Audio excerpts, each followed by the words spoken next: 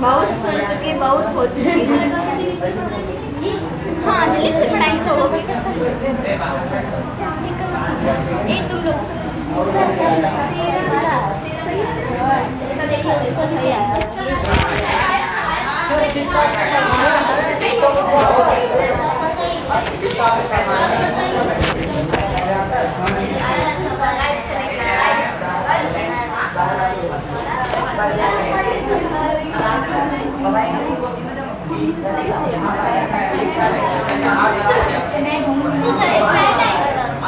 इधर वो ले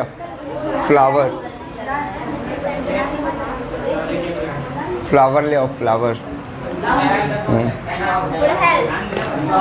चलो देखो,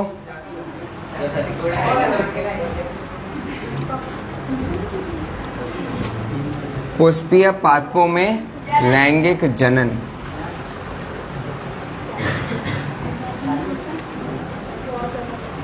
तो देखो, पुष्पीय पादपों में लैंगिक जनन, सबसे पहले तो अपन इसमें कुछ चीजें देख लें कि पुष्पीय पादपों में ऐसे पौधे जो पुष्प उत्पन्न करते हैं, ठीक है, सारे पौधे नहीं, कुछ ही पौधे जो क्या करते हैं, पुष्प उत्पन्न करते हैं। ध्यान रखना, ये जो क्वेश्चन है हाई स्कूल में, पुष्पीय पादपों में लैंगिक जनन, ये जो क्वेश्चन है, ये क्वेश्चन तुम्हारा 7 नंबर का 5 नंबर का बनेगा। 7 नंबर इंटर में होता है, 5 नंबर का ही क्वेश्चन बनेगा।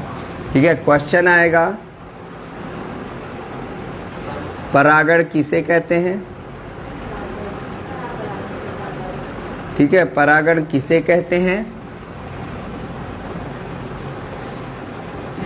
परागण के बाद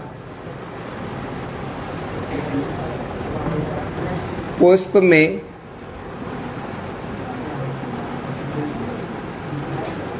क्या क्या क्या परिवर्तन होता है? ठीक है, परागण किसे कहते हैं? परागण में क्या क्या परिवर्तन होता है? इधर से तोड़ कर लो, गुड़हल पीछे लगा।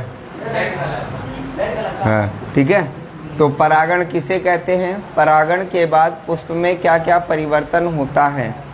तो सबसे पहले इसको पढ़ने से पहले आप लोगों को ये पता होना चाहिए कि पौधे का जनन अंग कौन सा है। तो ध्यान रखिएगा, पता है किसी को? है, पौधे का जो जनन अंग होता है वह होता है पुष्प। क्या होता है? पुष्प। पुष्प ही निषेचित होकर, जब पुष्प निषेचित हो जाए, यहाँ नहीं, पीछे, हाँ,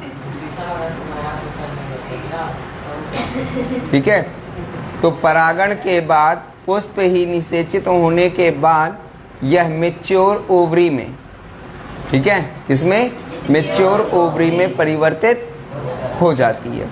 तो ध्यान रखिएगा, जो पुष्प होता है, पुष्प ही पौधे का मुख्य जनन अंग कहलाता। पुष्प में 2 चीज पाए जाते हैं। पहला है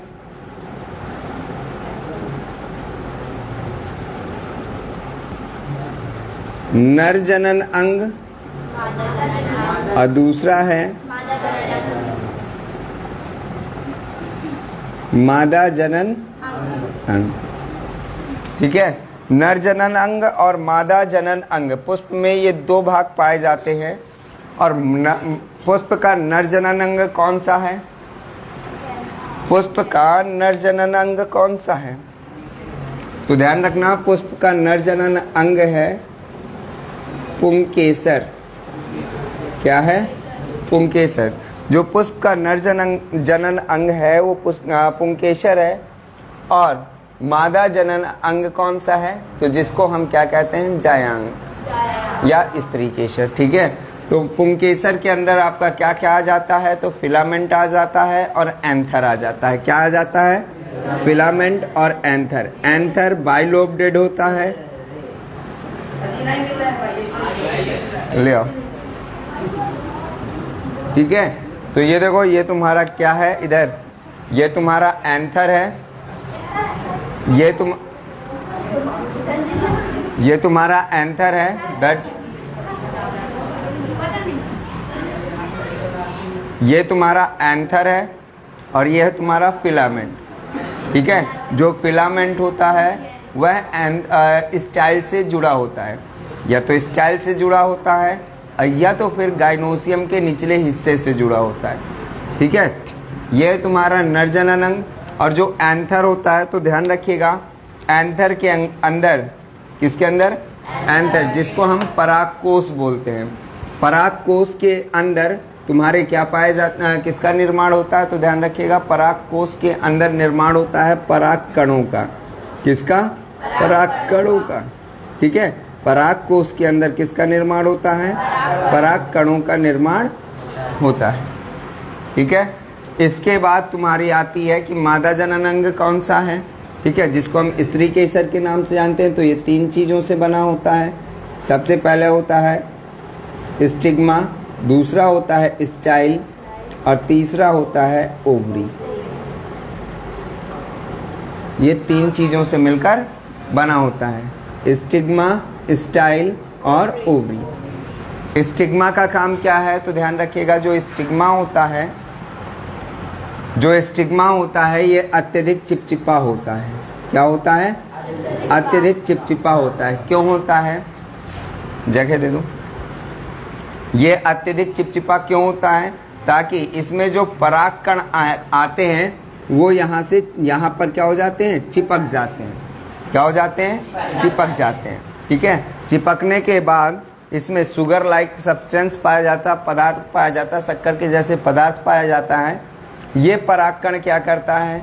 इसको अवशोषित करता है और अवशोषित करने के बाद क्या करता है? अवशोषित करने के बाद, या जैसे ही अवशोषित करता है तो अवशोषित करने के बाद ये अपनी आकृति को बदलता है और फूलकर क्या हो जाता है? बड़ा हो जाता है, ठीक है। तो ये सक्रिय पदार्थ को अवशोषित करके फूलकर क्या हो जाता है? बड़ा हो जाता है, ठीक है। जो आपका परागकण होता है उसके ऊपर 2 लेयर पाई जाती हैं, पहली और ये दूसरी। जो पहली लेयर होती है वो प्रोटेक्शन का काम करती है, ठीक है। इसमें कांटे के जैसी संरचना पाई जाती है।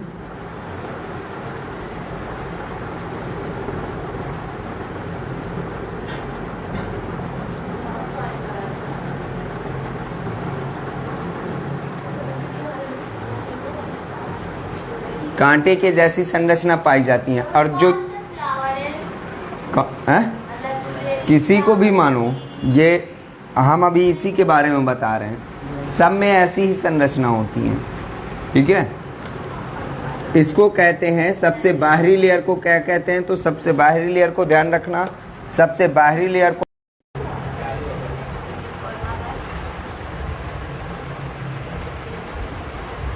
कंपनी वालों को गोली मारने लायक है।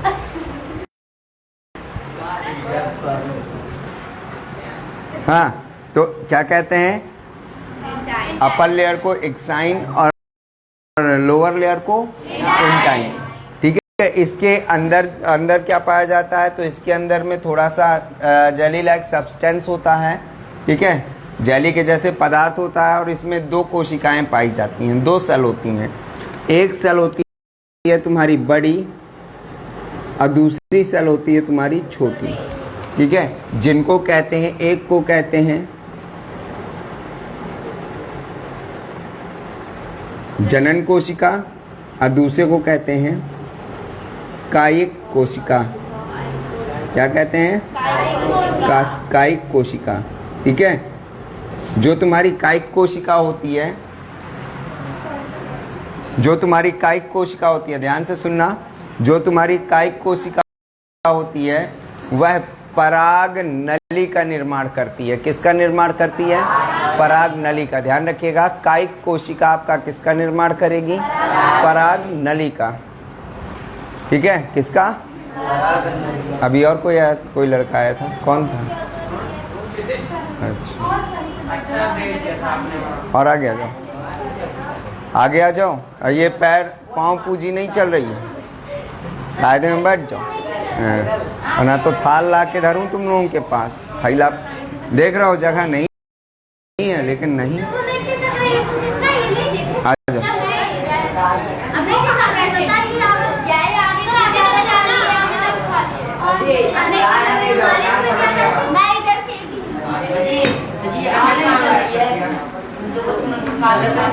खड़ी ना हिलने दो उसे, बैठे। तुम्हारा बेटा इधर खिस सको।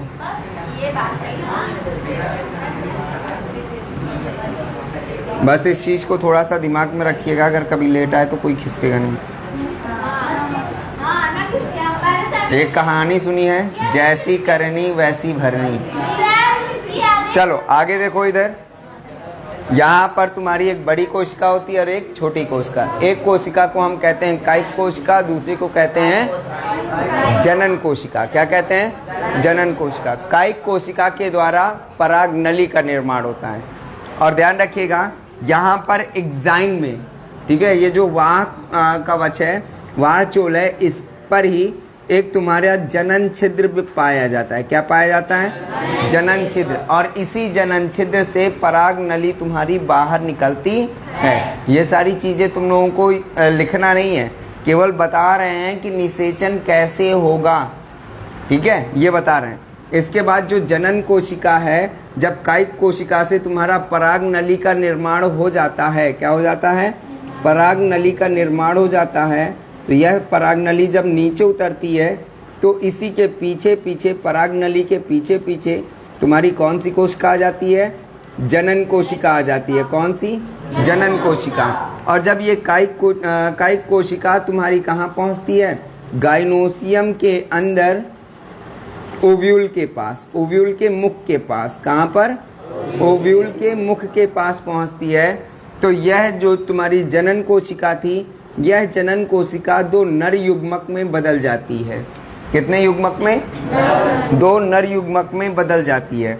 इसके बाद ये जनन कोशिका यहाँ से आती है और आने के बाद ओवरी के मुख तक आएगी। और यहाँ पर आने के बाद जैसे ही इसके अंदर प्रवेश करेगी, ओवरी के अंदर, कायिक कोशिका समाप्त हो जाती है।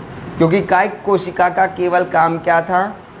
पराग नली का निर्माण करना और ओवरी के पास तक लेकर आना, ओव्यूल्स के मुख के पास तक लेकर आना। इसके बाद इसका काम खत्म, वो समाप्त हो जाएगी। समाप्त होने के बाद ये जो नर कोशिका है, इसके अंदर, ओव्यूल्स के अंदर देखो, अब इसकी संरचना बना दे।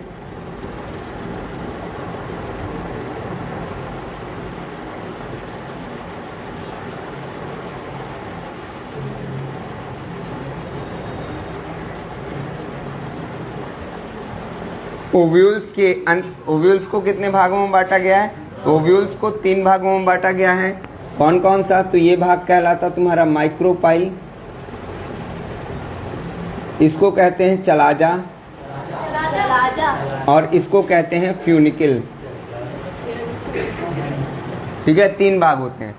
और इसके अंदर कितनी सेल होती हैं? तो इसके अंदर पाई जाती हैं 8 सेल। कितनी सेल? 8। कहाँ कहाँ? तो 3 ये हैं, 3 माइक्रोपाइल के पास होती हैं और 2 यहाँ होती हैं। ठीक है, तो इन सेलों को कहते हैं एंटीपोडल, इनको कहते हैं सिनर्जेड, और ये जो ऊपर की सेल होती है इसको कहते हैं एक्सेल। ठीक है, और इसको कहते हैं पोलर न्यूक्लियस। ठीक है, तो अब देखो, जैसे ही तुम्हारा ओव्यूल के अंदर ये दोनों युग्मक पहुंचते हैं, ठीक है, जैसे ही इसके अंदर तुम्हारे 2 युग्मक पहुंचते हैं तो ये दोनों रिलीज हो जाते हैं। रिलीज होने के बाद एक युग्मक एक्सेल से जुड़ जाता है और दूसरा युग्मक जाकर किससे जुड़ जाता है? पोलर न्यूक्लियस से।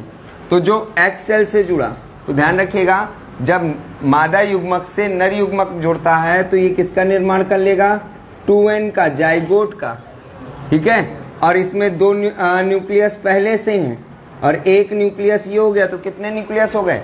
3 न्यूक्लियस, ठीक है। और इसी को कहते हैं ट्रिपल फर्टिलाइजेशन और इसको कहते हैं डबल फर्टिलाइजेशन, ठीक है। मतलब ओवरी के अंदर, ओव्यूल के अंदर 2 बार निषेचन हो रहा है कि नहीं?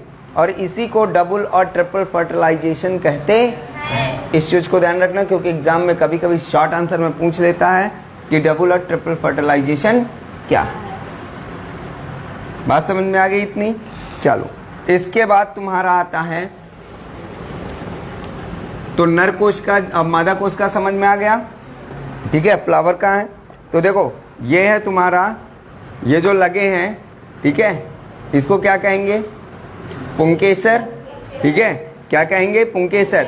और ये जो पीला पीला लगा हुआ है ऊपर का भाग, ये है तुम्हारा स्टिग्मा, ठीक है, जिसको हम परागकोश कहते हैं। परागकोश के अंदर परागकणों का निर्माण होता है।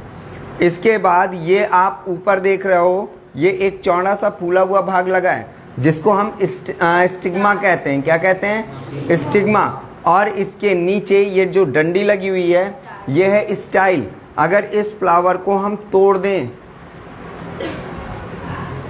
तो इसके नीचे तुम्हें एक फूली हुई संरचना मिलेगी जिसको हम ओवरी कहते हैं। और यही तुम्हारी फीमेल जेनाइटल ऑर्गन या फीमेल जनन अंग कहते हैं।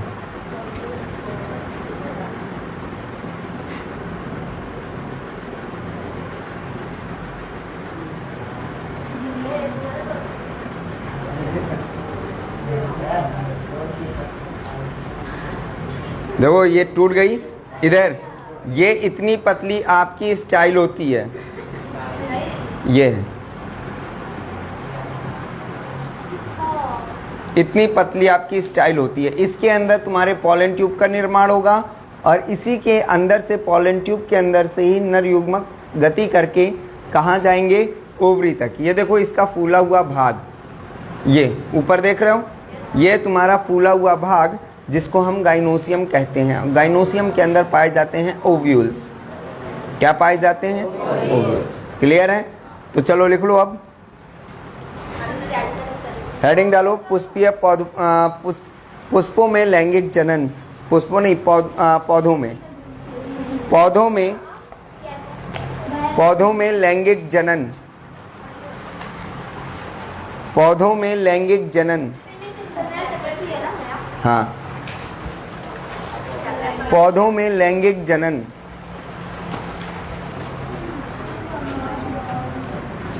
हो गया? पौधों में लैंगिक जनन, इसमें लिखो पुष्प। हाँ, अब बताओ भाई, पौधों में लैंगिक जनन, ठीक है। तो इसमें पौधों में कौन सा भाग लैंगिक जनन का काम करता है? पौधों का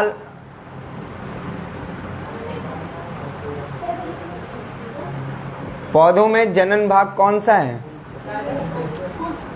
पुष्प। अभी बताते जा रहे हैं, पुष्प पौधों का लैंगिक अंग कहलाता है।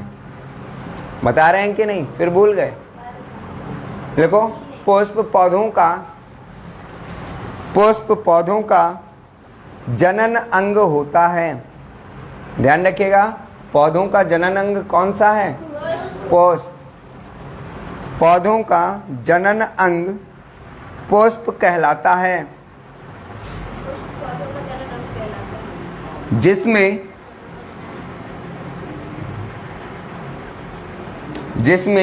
पुंकेसर,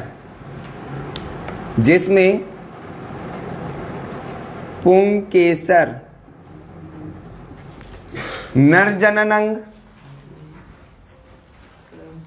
जिसमें पुंकेसर, और इंग्लिश में इसको क्या बोलते हैं?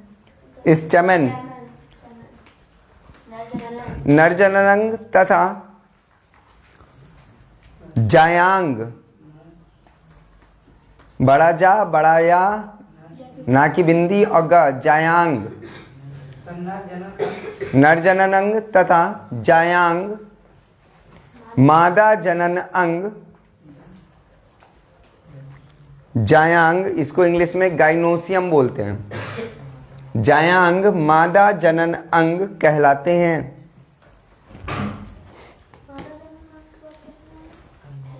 कहलाते हैं। पुंकेसर के अग्रभाग पर क्या पाया जाता है? पुंकेसर के अग्रभाग पर क्या होता है?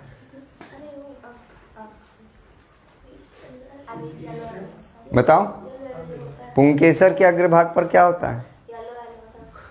एंथर। पुंकेसर के अग्रभाग पर परागकोश, पुंकेसर के अग्रभाग पर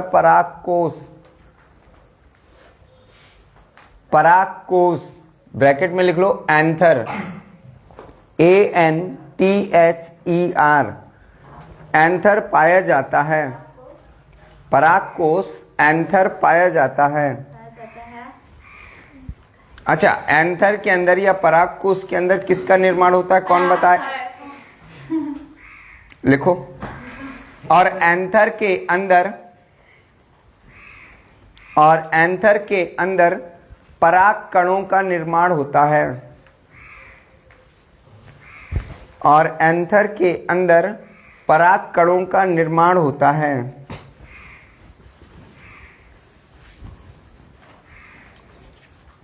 ये परागकण निर्माण होता है। ये परागकण, तो अभी परागकण बताया था ना, जिसके ऊपर दो लेयर पाई जाती हैं, एक एक्साइन और दूसरी एंटाइन, है ना, और उसके अंदर दो सेल होती हैं, एक कायिक कोश का और एक जनन कोश का। ये कहलाएगी तुम्हारी क्या? परागकण। ठीक है, तो लिखो परागकण, सॉरी क्या लिखा है? ये परागकण नर युग्मक के जैसे कार्य करते हैं।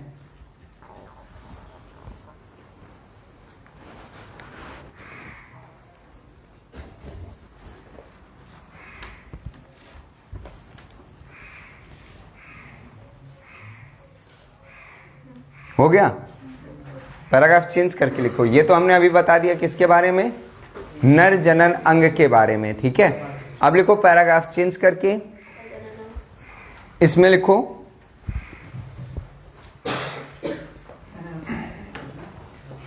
जायांग का निचला भाग कैसा होगा? चौड़ा। जायांग का निचला भाग चौड़ा तथा ऊपर की ओर पतला होता जाता है।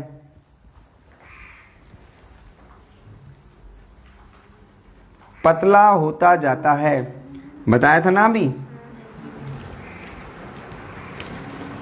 कि निचला भाग कैसा होता है? चौड़ा होता है। और ऊपरी भाग कैसा होता है? पतला होता जाता है। तो ये नीचे का जो भाग है, ये देखो नीचे का ये भाग कैसा है? चौड़ा है। कैसा है? चौड़ा। और जैसे जैसे ये ऊपर जाता है पतला होता जाता है, और शीर्ष पर इसका भाग कैसा होता है? फूला हुआ। ठीक है, लिखो ऊपर की ओर पतला होता जाता है। निचले चौड़े भाग को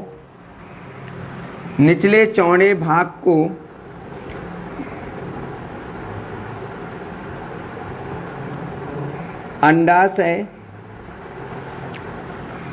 निचले चौड़े भाग को अंडाशय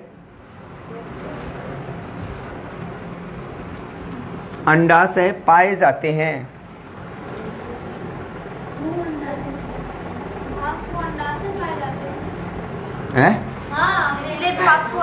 निचले भाग को अंडाशय कहते हैं।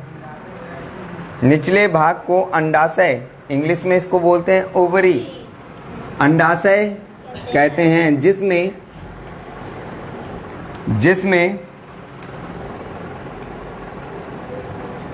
अंडाणु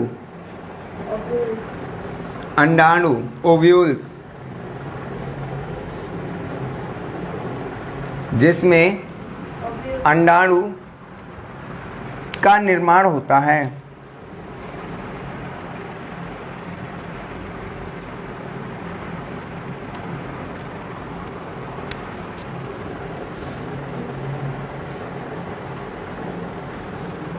ओव्यूल्स होते हैं। हो गया। जायांग के ऊपरी भाग में,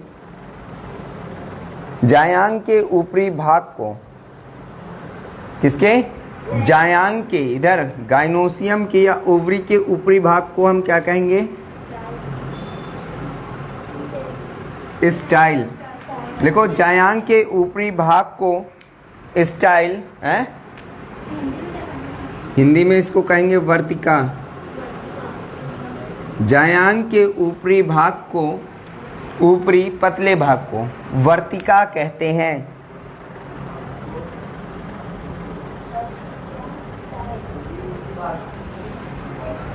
वर्तिका कहते हैं।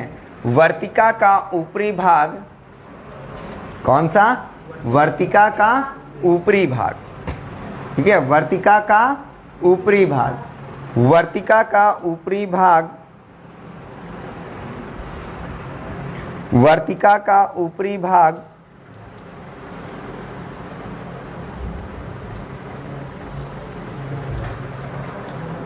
ऊपरी भाग वर्तिकाग्र, वर्तिकाग्र,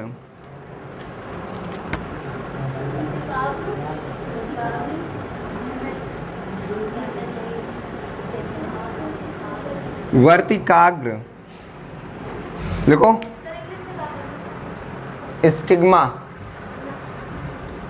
स्टिग्मा,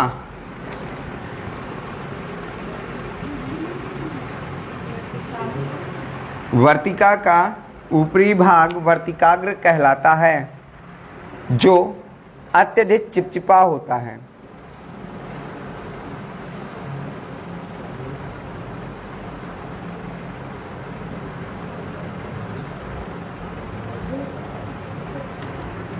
हो गया? हो गया? फिर से पैराग्राफ चेंज करो। ये जायांग के बारे में बता दिया। अब लिखो, परागकण, परागकण हवा, परागकण हवा, पानी, कीड़े मकोड़े, हवा, पानी, कीड़े मकोड़े आदि के द्वारा वर्तिकाग्र तक पहुंच जाते हैं। कहां तक? वर्तिकाग्र तक। तो देखो इधर, ये तुम्हारा एक फ्लावर हो गया, ठीक है, जो इसी के प्रजाति का है। ध्यान रखिएगा, कल हमने बताया था ना कि प्रजाति एक होनी चाहिए, ना तो पेरेंट्स एक्सेप्ट नहीं करते, लात मार के भगा देते हैं।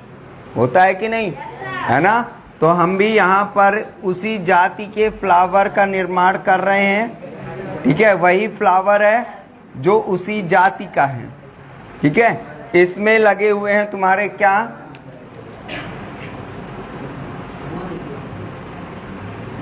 इसमें ये हैं तुम्हारे क्या?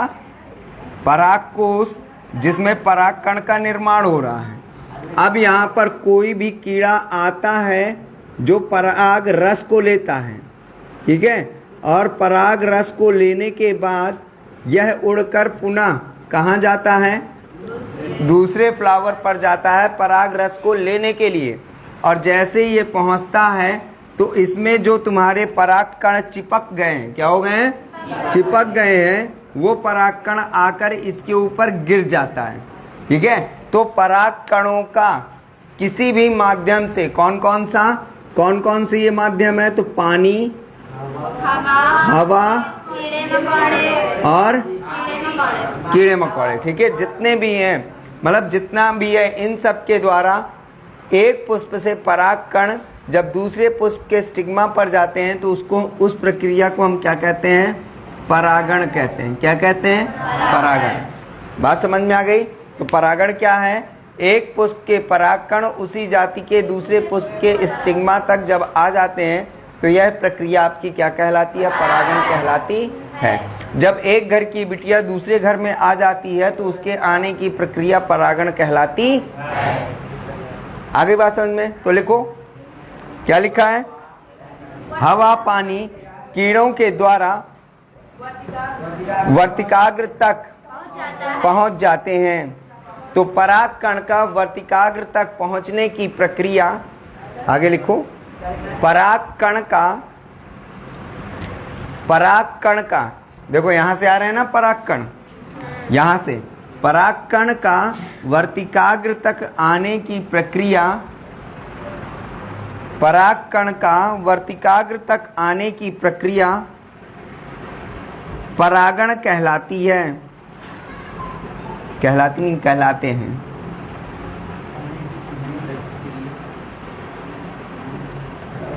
हो गया। परागण के बाद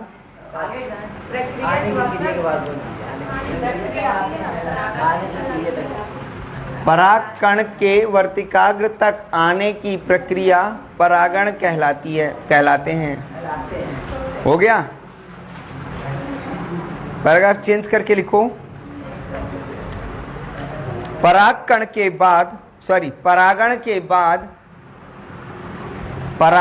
बाद पराग कण से किसका निर्माण होगा? सेल का।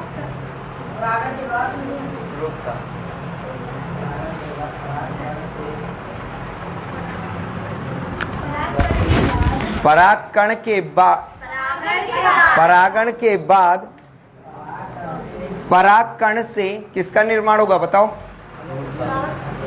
बताया था अभी हमने, पराग कण से एक नली के जैसी संरचना का निर्माण होता है, इतना बता दिया। बताओ जल्दी। पराग कण से एक नली के जैसी संरचना का निर्माण होता है, जल्दी बताओ किसका निर्माण होता है? पराग कण से जनन छिद्र के द्वारा एक नली के जैसी संरचना का निर्माण होता है। बताओ कि क्या कहते हैं?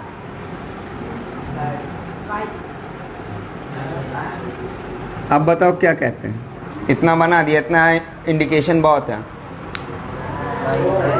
पराग कण से परागण के बाद पराग कण से एक नली का निर्माण होता है, उसको क्या कहते हैं? बताओ। इसमें किसी ने बताया? अभिषेक बताओ। बैठे बैठे घर से बस पढ़ते रहना है, ये हो तबीयत खराब। बताओ क्या कहते हैं? पराग नली बताया था हैं कि पराग कण से जब पराग कण वर्तिकाग्र में आएगी तो पराग नली का निर्माण करेगी। जब पराग कण में दो तुम्हारी कोशिका पाई जाती हैं, एक कौन सी? जनन कोशिका, और दूसरी कायिक कोशिका बताई थी। तो कायिक कोशिका तुम्हारी क्या करेगी? पराग नली का निर्माण करेगी। बताया कि नहीं?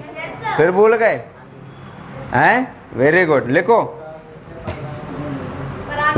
पराग कण से एक पराग नली का निर्माण करती है। परागण के बाद पराग कण से पराग नली का निर्माण होता है।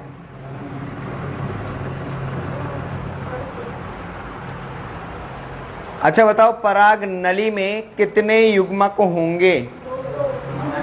कितने युग्मक होंगे? हाँ ये देखो बताया, 8 युग्मक होंगे।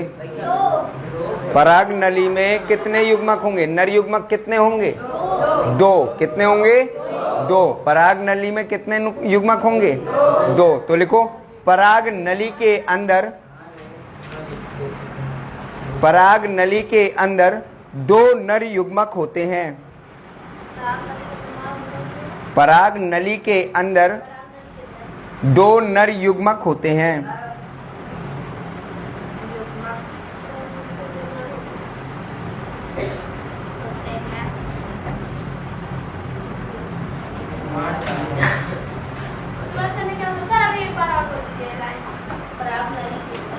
पराग नली के अंदर 2 नर युग्मक होते हैं। हो गया। इनमें से एक नर युग्मक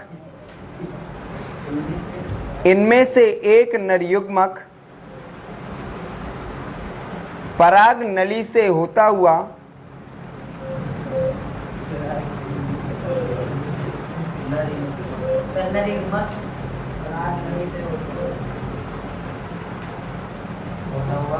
होता हुआ बीजांड तक पहुंच जाता है। बीजांड, बीजांड तक पहुंच जाता है।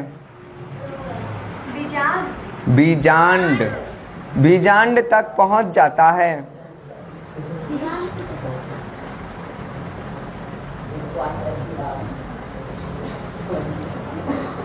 और यह बीजांड से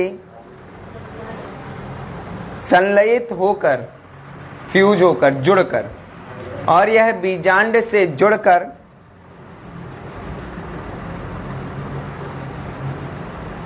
युग्मनज का निर्माण करता है। देखो इसमें शॉर्ट करवा रहे हैं क्योंकि अगर ज़्यादा बड़ा करवाएंगे तो वो इंटर लेवल का हो जाएगा। युग्मनज, युग्मनज को इंग्लिश में बोलते हैं जाइगोट। युग्मनज का निर्माण करता है और इस संलयन को निषेचन कहते हैं। और इस संलयन को निषेचन कहते हैं।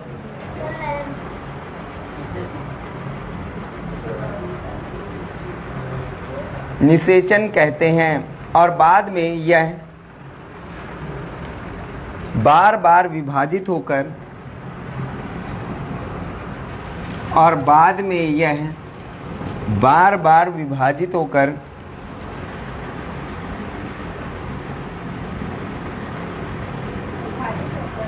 बार बार विभाजित होकर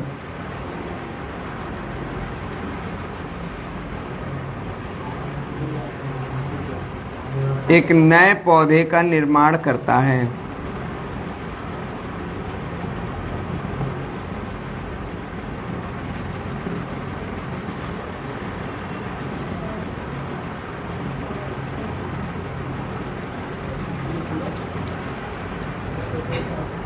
नए पौधे का निर्माण करता है।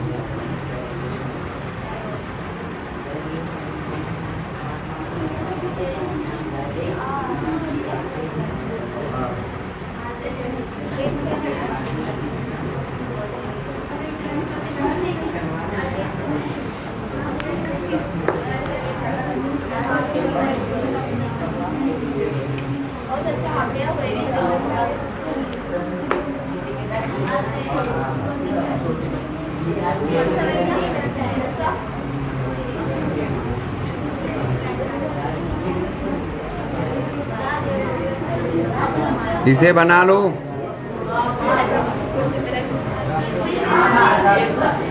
हाँ बनाना है, बना लो इसे।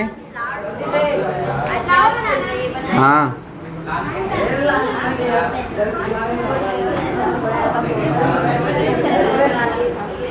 बातें नहीं।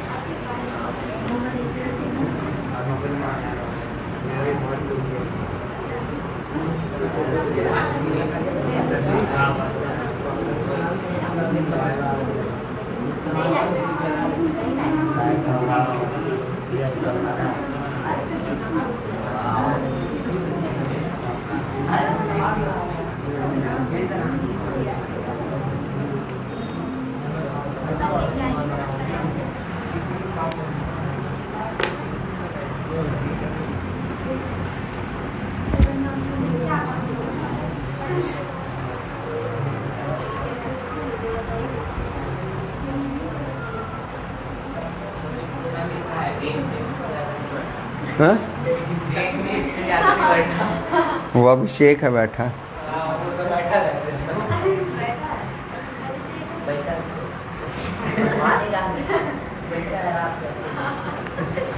हो गया?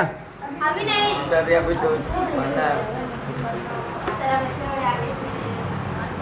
होना चाहिए। सर आपने जो उसमें बनाया था ना रुमाल में, इसने कंप्लीट कर लिया। मैंने एक बनाया है। चलो बहुत अच्छी बात है। अच्छा, वो वाला कंप्लीट नहीं किया लेकिन दूसरा बनाया है रुमाल में। आज कोई टीचर नहीं बचा। हम्म आज कोई टीचर नहीं बचा जिस चीज में दिखाया। सर आपको उसके नीचे बुतंतु पुतंतु, इंग्लिश में इसको फिलामेंट बोलते हैं।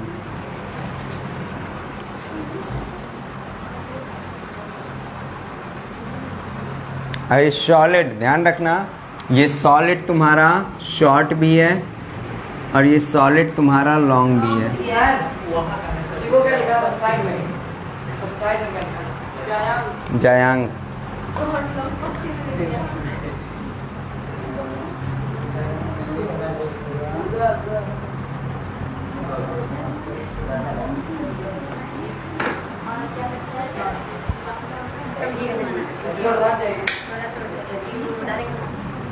हाँ काहे को? तो हाँ ये पहुंच जाएगी।